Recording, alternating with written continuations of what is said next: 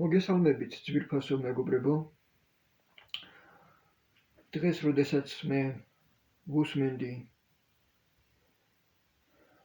წინასწარმეტყველ რასელ ნელსონის გამოსვლას ერთ-ერთ კონფერენციაზე,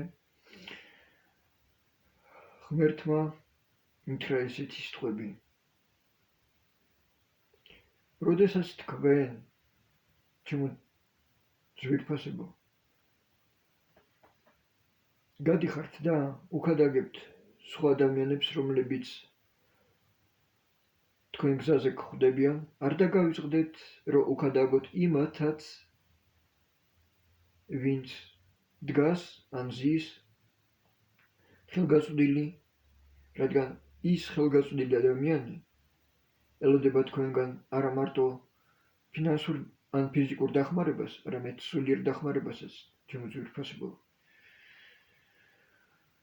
იმიტომ რომ ის ადამიანი თქვენში და ჩვენში ხედავს ღმერთს, რომელიც ყველას ეხმარება. ასე რომ, ჩემო ძვირფასებო,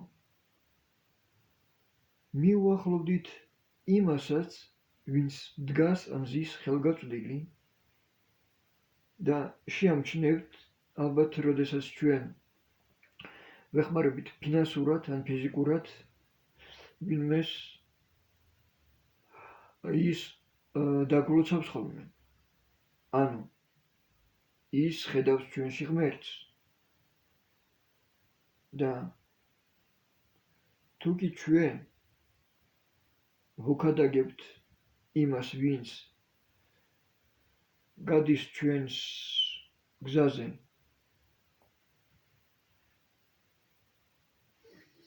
და ხვდება ჩვენს გზაზე, რატომ არ ვუქადაგებთ იმას, ვინც დგას ხელგაწვდილი და ელოდება ჩვენგან არა ფინანსურ დახმარებას, არამედ სულიერ დახმარებას, ჩემო ძვირფასებო. ის ეძებს არა ფინანსურ დახმარებას, არამედ ის ეძებს ღმერთს, ანუ სულიერ დახმარებას.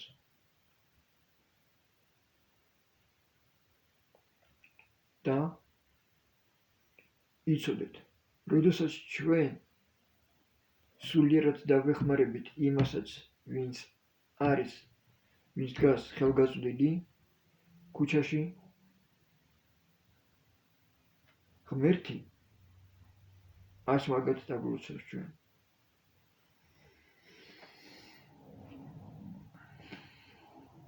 ასე რომ, ჩემო ძვირფასებო, როდესაც თქვენ მიუახლოვდებით მაგ ადამიანს, არ დაგავიწყდეთ, კითხოთ რა სჭირდება და არ დაგავიწყდეთ, რომ უთხრათ ღმერთზე, უთხრათ, რომ ღმერთს ის უყვარს, რომ ღმერთს უნდა, რომ ის დაუბრუნდეს მას, ანუ ღმერთს, და არ დაგავიწყდეთ უთხრათ ის სიტყვები, რომ ღმერთი ლოცავს მაგის ოჯახს, მაგის შვილს და არ დაგავიწყდეთ უთხრათ ის სიტყვები, რომელსაც გეუბნებათ სულიწმინდა თქვენ, რომ გადასცეთ ეს სიტყვები. ასე რომ, ჩემო ძვირფასებო, არ დაგავიწყდეთ, ისევ ვიმეორებ, მიუახლოვდეთ იმ ადამიანს, ვინც დგას ხელგაწვდილი და ელოდება ღმერთს.